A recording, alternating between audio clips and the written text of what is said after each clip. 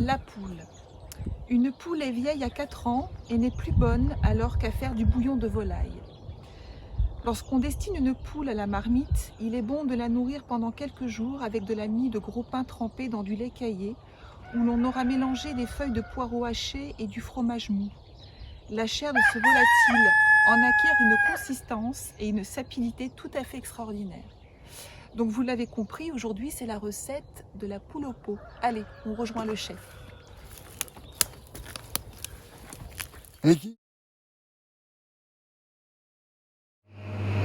Bonjour les amis, comme dirait notre ami Gilles Lartigot, c'est un petit clin d'œil pour mon ami Gilles, parce que c'est un petit peu grâce à lui qu'on se retrouve maintenant dans ses cours de cuisine.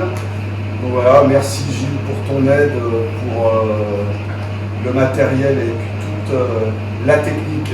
Voilà. Donc aujourd'hui nous allons faire la poule au pot, donc avec une poule de la ferme de la Ruchotte bien sûr, hein, c'est une La Flèche, une belle La Flèche. Vieille poule de plus de 4 ans. Est-ce que tu pourrais nous rappeler tous les ingrédients, s'il te plaît, Carole? Mais oui, bien sûr. Donc, pour une poule d'environ de 2 kg, hein, pour 4 personnes, vous aurez besoin de 4 poireaux, pas trop gros, 2 oignons, une demi-tête d'ail, 10 carottes, un céleri, 8 pommes de terre, du sel, du poivre en grains, environ 10, une branche de thym, du laurier, 2 feuilles et 3 clous de girofle environ. Voilà. Alors bien évidemment, il faut vider cette volaille. Alors bon, je l'ai fait en amont.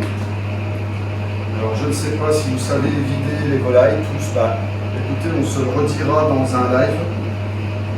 Et si ce n'est pas le cas, alors je vous montrerai à vider une volaille bien correctement. De toute façon, là, vous pouvez demander à votre volailler de le faire, à votre boucher. Alors ensuite, là, je vais la brider. Je vais vous montrer ça rapidement, mais on pourra revenir dessus sur d'autres coups. Il faut que vous me sollicitiez. Hein. Alors la première chose, je pousse les cuisses vers l'arrière et ensuite je pique avec mon aiguille à brider au niveau de la jointure. Bon, c'est un bridage qui est un petit peu difficile à faire, c'est un bridage qui a été inventé par Monsieur Chapelle. Voilà, et que je vous donne aujourd'hui rapidement. Donc ensuite on pique dans l'aile, je brise l'aileron, je pique à l'intérieur de l'aileron, voilà, je prends la peau et je viens brider le tout comme ça. Alors ne vous inquiétez pas, votre boucher vous fera ça avec grand plaisir. Ah forcément ça sera moins bien fait que moi. Hein.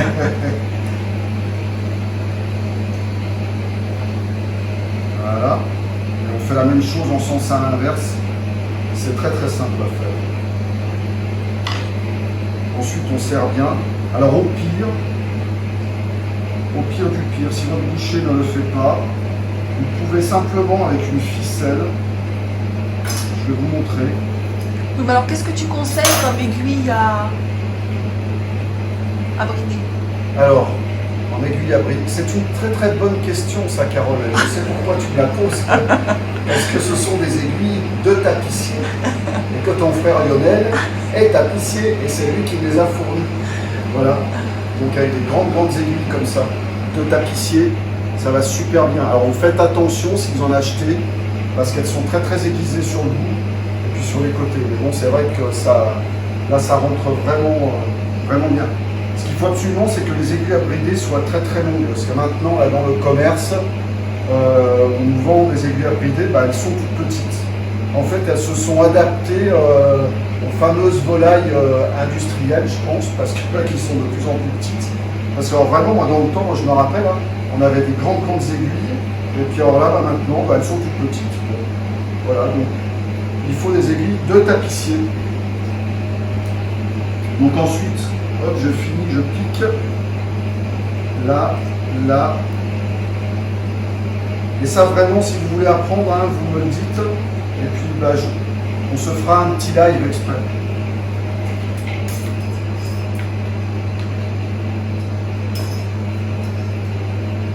Voilà. Je fais des nœuds doubles systématiquement pour être sûr que ça tienne bien. Voilà. Alors au pire, si la volaille n'a pas été bridée, vous mettez une ficelle là autour des pattes et puis une là autour des ailes. Donc voilà. Donc une fois que j'ai fait ça, je prends une grande casserole. Je mets ma poule dedans. Donc n'hésitez pas à mettre des commentaires sur la vidéo, à me demander des choses, tout ce que vous ne comprenez pas. Et ensuite, je vais remplir avec de l'eau jusqu'à hauteur. On va mouiller jusqu'à hauteur. C'est-à-dire 2-3 cm au-dessus de notre poule. Donc une grande marmite. Hein. Ouais, il faut une grande marmite. Et puis, en fait, ce qui est intéressant là quand même, c'est que si on a beaucoup de bouillon, eh ben, on va pouvoir se faire des super risottos. Donc voilà, j'ai préparé 2 petits oignons. Bon là c'est des oignons rouges là, mais vous pouvez prendre des oignons normaux.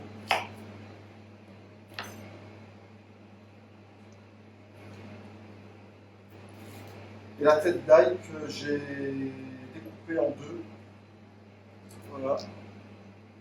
Et qu'on met entière avec la peau. Pourquoi avec la peau? Pourquoi avec la peau? Parce que la peau c'est super bon et ça c'est les habitudes de rôtisseur. Alors donc la partie viande est terminée pour la préparation. Nous passons maintenant aux légumes. Donc là il s'agit d'un céleri. Alors ça c'est un céleri, c'est des légumes de notre jardin. Alors ce que je suis en train de faire, là je le brosse avec une petite brosse à légumes que vous allez trouver dans les magasins. Magasin bio surtout. Ouais, dans les magasins bio. Ouais, mais ça je crois que c'est ta brosse que tu avais ramenée du Japon, ça non? Ah oui, c'est Hein, celle-là. elle est vieille. Donc on brosse bien parce qu'on va récupérer en fait les épluchures. Parce que dans les épluchures, vous le savez, il y a beaucoup de goût. Et il faut absolument, pour ces cuissons longues, le pot-au-feu, la poule au pot, le couscous, il faut éviter de mettre les légumes au tout début. Parce que sinon, on finit vraiment avec des légumes archi cuits. Et la carotte n'a plus le goût de carotte, le céleri n'a plus le goût de céleri. Donc moi, je trouve que c'est mieux de faire comme ça. Voilà, donc on regarde bien. Elle est très odorante hein, déjà. Ouais. Ouais, ça sent super bon. Là, on a des petites carottes, donc ça, c'est les carottes d'hiver. Donc, que tu as été chercher quand ça? Celles-là, là, je les ai ramassées hier. Donc là, je vais faire la même chose. Hein. On va bien les brosser. Je vais peut-être prendre une plaque pour les mettre.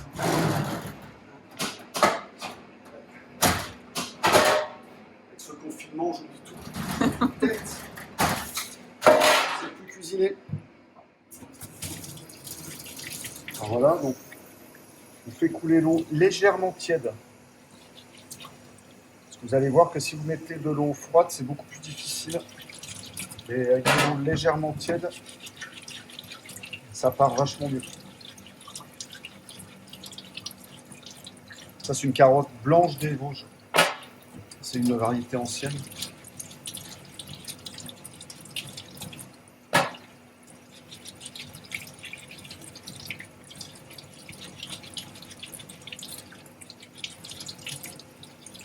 Bon, alors elles sont un petit peu abîmées parce que l'hiver est passé dessus, le gel, tout, mais elles sont très très bonnes. On en a mangé là ce midi, elles étaient super bonnes. Voilà. Donc on essaye de bien enlever la terre, hein, parce que bon, on va pas faire de la pinocchio avec de la terre.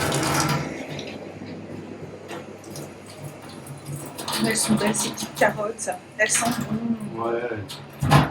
Il n'y en a plus vraiment de grosses. Là. J'ai vu ça dans le jardin. Là, on va se faire les petits poireaux. Alors bon, bah là c'est pareil, hein, c'est des poireaux. Oh, magnifique. Là c'est les petits poireaux de notre jardin. Ils ont passé tout l'hiver. Ça c'est des poireaux que j'avais repiqués l'année dernière au mois d'avril. Au mois d'avril, durant le premier confinement. Et ils sont toujours là. Donc là, ce qu'il faut bien essayer de faire, c'est d'enlever la terre qui est à l'intérieur. Mais moi, j'aime moyennement les ouvrir en deux. Je sais qu'il y en a qui les ouvrent en deux, mais quand vous les ouvrez, et ben en fait, le poireau, quand il va cuire, il va complètement comment je veux dire, se déliter. Et en fait, il faut essayer de les laisser entiers. Alors, bah, on écarte un petit peu. Alors, ça, c'est aussi une petite attention. Je pense, lorsqu'on le ramasse, il faut éviter de les ramasser les uns au-dessus des autres. Je ne sais pas si vous suivez. Et de secouer la terre au-dessus. Parce que bah, forcément, la terre, elle tombe dans ces petites feuilles-là. Mais normalement, si on les lave bien comme ça, il n'y a pas de souci. Il n'y a pas lieu qu'il y ait de la terre dehors. Au printemps, là, je vous ferai des petites vidéos sur le repiquage de tous les légumes. Parce que le poireau, c'est assez intéressant. Et puis si vous réfléchissez bien, c'est quand même une recette. Après, avec le bouillon, on peut faire de la soupe, on peut faire du risotto. On peut faire beaucoup de choses avec ce petit bouillon. Oh là là, on a vraiment toutes les odeurs. Même sur la vidéo, tu crois? Non, c'est dommage. Ils n'ont pas mis ça au point encore. Mince. Donc alors maintenant, je vais éplucher tous les légumes. Donc le céleri, bah, ça vous savez faire, hein. C'est super facile. Hein. Un bon couteau, et puis tailler comme ça, hop dedans. Voilà. Et toutes ces petites épluchures, eh ben, elles vont nous servir à faire notre poule. Voilà, hop, je mets tout dedans comme ça. Vous allez voir, c'est bien meilleur de faire comme ça. Ensuite, on va récupérer le verre de poireau. Hein. On va garder juste le petit poireau comme ça. Et puis tout le verre, on le met dedans.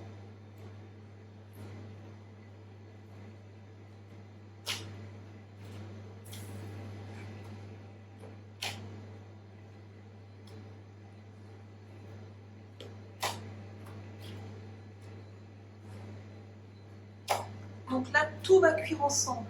Ouais. C'est pas comme un pot-au-feu. Non. C'est pas comme un pot-au-feu, oui, ça c'est comme tu le fais toi parce que tu le fais bien. Mais moi je me rappelle que ma grand-mère, quand elle faisait du pot-au-feu, elle prenait sa viande, elle mettait ses légumes dedans, et puis ça cuisait pendant 4 heures comme ça, et puis bah, les légumes, bah, c'était de la purée. Ouais. Alors que si on veut le faire bien, bah, on met déjà la viande à cuire en premier, et puis on met les légumes à la fin, histoire d'avoir vraiment des goûts un petit peu plus subtils, un petit peu plus fins, et puis de bien retrouver la saveur de chaque légume. Ah, là, ça va être un petit peu la même chose, sauf que là, on se sert des épluchures pour pouvoir faire le bouillon et donner du goût au bouillon, donner du goût à la poule aussi, parce qu'elle va prendre aussi voilà. Donc n'ayez pas peur de garder vos épluchures. Il faut toutes les garder. Alors nous, à la Ruchotte, ce qu'on fait systématiquement, lorsqu'on épluche les légumes, les carottes, n'importe quoi, sauf les pommes de terre, mais sinon, lorsqu'on épluche les légumes, en premier, on les lave, on les brosse, et ensuite, on les épluche. Et les épluchures, même si on ne s'en sert pas, on fait des petits sacs, on les met dans notre congélateur, et puis au fur et à mesure, quand on a besoin de faire des fonds blancs, eh ben, on peut ressortir les épluchures, on peut faire nos fonds avec. C'est vraiment zéro déchet. Zéro déchet, zéro déchet. Alors là maintenant, je vais prendre mes petites carottes. T'as perdu un petit poireau là. Allez, il est là, tiens. Je vais prendre mes petites carottes, je vais prendre un éplucheur.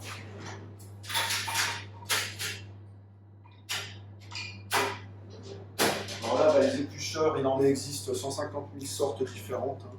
Moi, j'en ai un que j'adore. Il est vieux, mais il marche bien. Alors là, voilà. J'épluche dedans.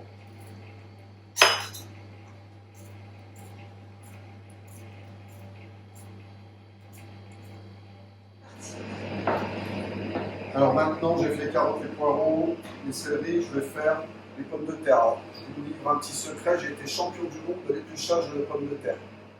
Et je vais vous montrer ça. Ah, tu me l'avais jamais dit, dis donc. Et ben voilà. Alors, attention.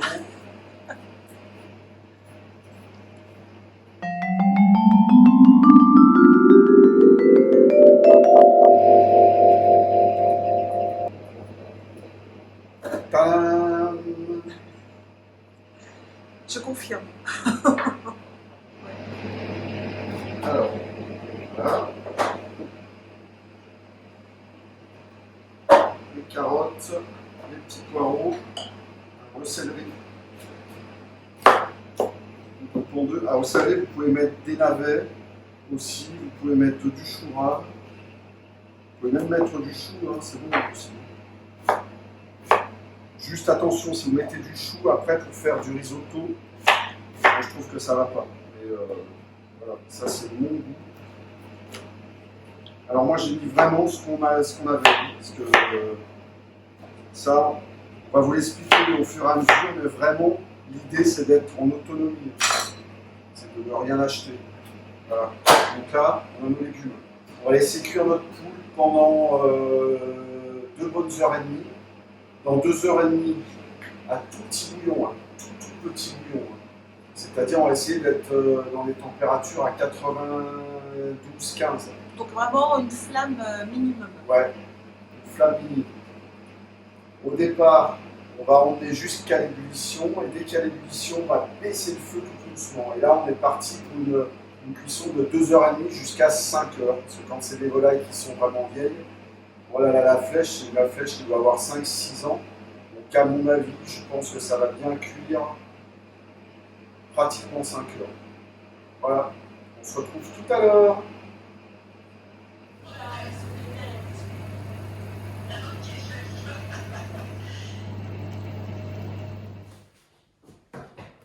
Alors maintenant, notre poule au pot est cuite au bout de 4 heures. Voilà, parce que je vous expliquais, c'était une vieille poule, hein, celle-là, c'était une poule qui avait 5-6 ans, donc c'est un petit peu plus long à cuire. Voilà, alors, je vais la retirer de la casserole. Vous avez remarqué, hein, il y a beaucoup moins de bruit de fond. Hein. Et oui, parce qu'on a regardé les vidéos entre-temps. On s'est rendu compte de notre bêtise. Donc sur cette première vidéo, elle sera moyenne. Donc on tient à s'excuser, mais on va faire mieux là, la prochaine fois. Ouais. Parce qu'en fait, il y a le bruit des frigos, il y a le bruit de la hotte. Et voilà. Et ça pollue beaucoup. Regardez ça. Voilà. Donc là, elle est superbe, elle est cuite. Donc ensuite, ce que je vais faire... Tire-la vers toi un petit peu, Amour.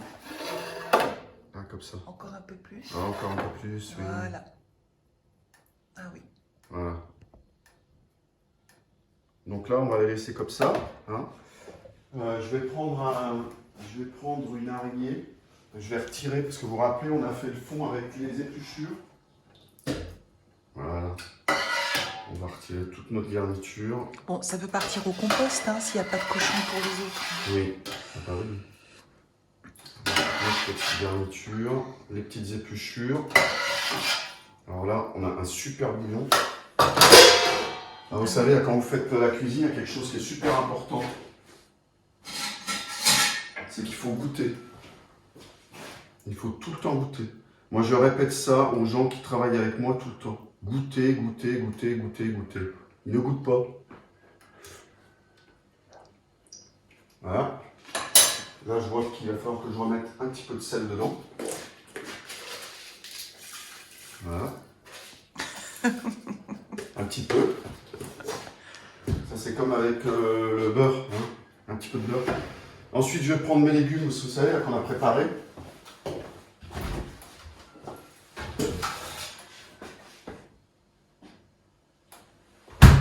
Alors, la petite astuce, hein, c'est qu'on va faire cuire les pommes de terre à part. On va prélever un petit peu du bouillon qu'on va mettre dans une casserole avec les pommes de terre et on va les faire cuire à part. Et pourquoi? Parce que dans la pomme de terre, il y a de l'amidon. L'amidon va se mettre dans le bouillon va devenir un petit peu trouble et du coup, ça sera moins bien. Donc on va les faire cuire à part. Voilà. Et puis tout le reste des légumes, on va le faire cuire dedans. Alors voilà pour les pommes de terre.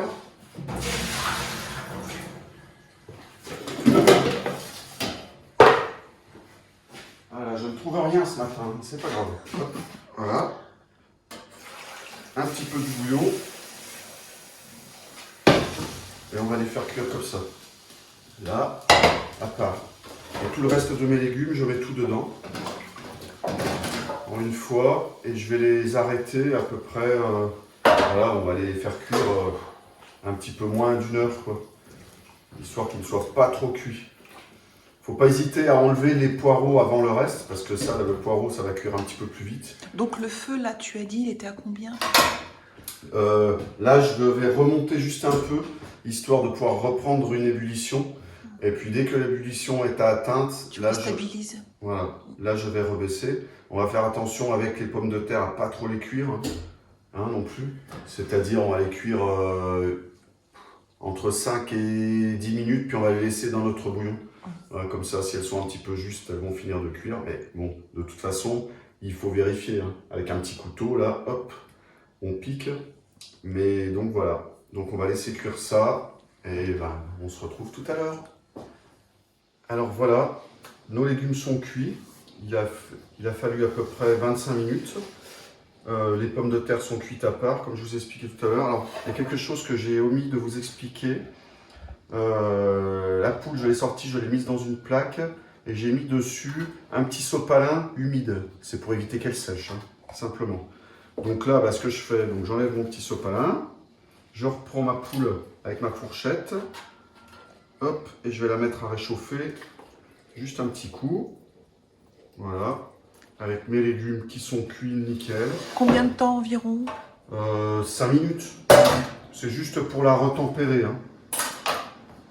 Ensuite, on va prendre un grand saladier, là, vous vous rappelez, là, comme nos grands-mères faisaient, là, un moustier. Et on va découper cette poule et la servir.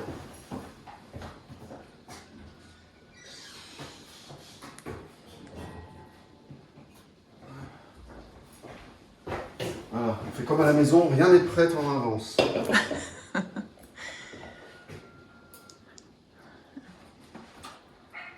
Alors là, je sors ma poule.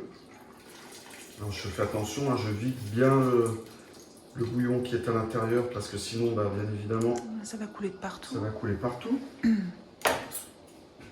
Alors, ensuite, je vais la débrider. Bon, ça, de toute façon, le bridage, vraiment, si ça vous intéresse, on se le dira dans le live. Je pense qu'on va faire un live avec les questions-réponses vendredi. Si tu pouvais pousser le... Ah. Voilà. Donc, on découpe les cuisses. Voilà, donc on le voit, hein, elle est très très cuite. On peut laisser la peau, voilà, il y en a qui la mangent, d'autres pas. Bon, ça c'est affaire de goût. À toi Carole, là, la peau, toi t'aimes moyennement ça, hein, quand elle est bouillie comme ça. Hein. C'est pas trop. Ouais, c'est pas trop ton truc. Moi j'en mange un peu. Hein. Ouais. Moi j'en mange un peu, alors... J'aime quand elle est rôtie. Il y a un truc qu'on fait là maintenant, c'est qu'on la récupère. On la récupère à la peau. Et j'ai des gens qui m'ont fait faire du pâté en croûte. C'est Gilles Lartigot avec Valérie Lartigot. Ouais. Ils m'ont fait faire du pâté en croûte sans porc, parce que du porc, ils n'en mangent pas. Alors j'ai tourné ça dans ma tête. Je me suis dit, qu'est-ce que tu vas faire? Parce qu'il faut bien de la matière grasse. Et j'ai récupéré la peau. La peau que j'ai fait cuire dans un bouillon. Donc la peau des volailles, hein. Bon, nous on en a plein donc c'est quand même facile. Je l'ai récupéré, je l'ai fait cuire dans un bouillon et je me suis servi de ça à la place de la graisse du cochon. Et ben c'était super. Ils m'ont dit que c'était vraiment super bon. Voilà, donc Ouais, c'était une belle réussite. il y a peut-être un petit truc là que vous pouvez faire, même à l'échelle de la maison. Parce qu'à la maison, ben, on fait un petit sac, on met au congèle. Voilà. Et puis, alors, là j'enlève les petites ailes. Ça, on le garde, hein. On le débarrasse dans une plaque. Et puis quand c'est froid, on va le désosser, on va récupérer toute la viande. Et avec la viande qui restera de là, le bouillon, on met un petit peu de agar-agar si nécessaire. Si nécessaire, parce qu'il arrive souvent que le collagène de la poule suffise à ce que le bouillon arrive à se prendre en gelée. Mais si jamais c'est un petit peu juste quand il refroidit, un petit peu de agar-agar. Alors bon, bah, vous savez, hein, c'est une cuillère à café au litre à peu près. Voilà, vous faites rebouillir votre préparation et ensuite ça prend. Moi le agar-agar, je suis moyen avec parce que je trouve que la texture en bouche, une gelée naturelle, elle fond dans la bouche immédiatement. Avec le agar-agar, ça fond moins. Je trouve que c'est moins agréable. Bon, voilà, Il y a quelque chose d'assez fade, je trouve. c'est mon avis, ouais. Et puis, il y a un petit côté algue, hein, je trouve, au niveau gustatif qui ressort. Bon, moi, je trouve que ça n'a rien à faire avec de la poule au poudre. Après, voilà.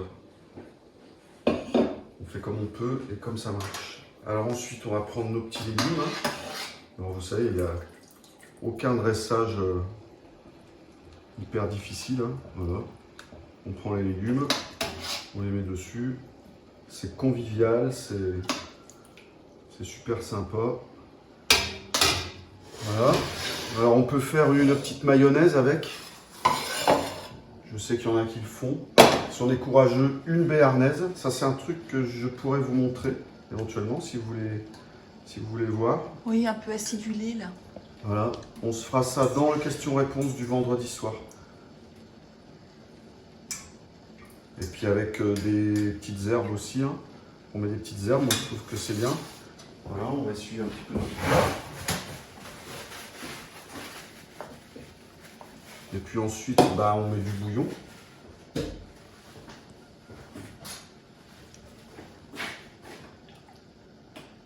Voilà, vous mettez du bouillon, beaucoup. Et puis le reste du bouillon, eh ben, vous pouvez le mettre à part.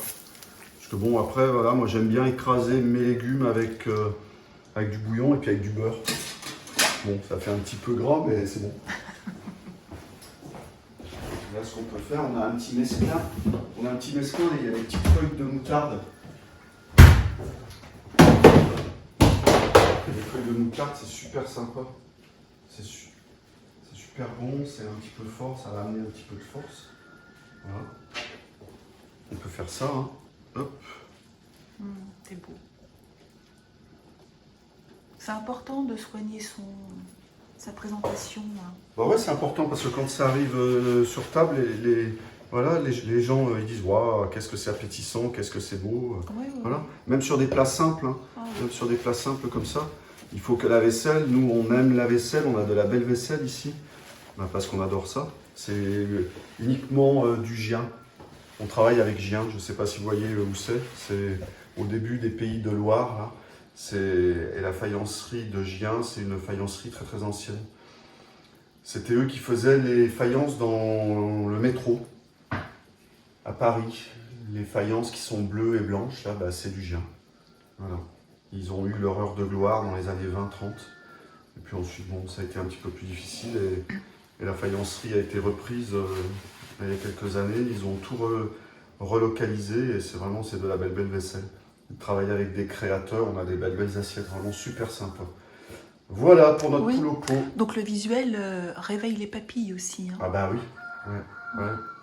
Voilà pour notre poule au pot. Alors, n'hésitez pas à mettre des commentaires avec les questions, mais sinon vous les gardez et vendredi, on aura un petit papier et tout ce qu'il faut et on va noter vos questions, vos envies, qu'est-ce que vous avez envie que je vous montre, qu'est-ce que vous avez envie de faire, Est-ce qu'il y a des choses qui sont un petit peu difficiles à faire et vous voudriez avoir un petit truc?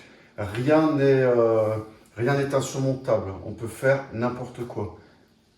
Tout ce que vous aimez, vous pouvez me le dire et puis on peut essayer de le faire. Il y aura très certainement des choses que moi-même je n'aurais jamais fait, mais ça peut être intéressant de les faire. Voilà. Puis on se réservera des super moments aussi, parce que je sais qu'il y a quelque chose que vous attendez, c'est le pâté en croûte. Ça, je le sais parce que je l'ai entendu et on m'a déjà sollicité dessus.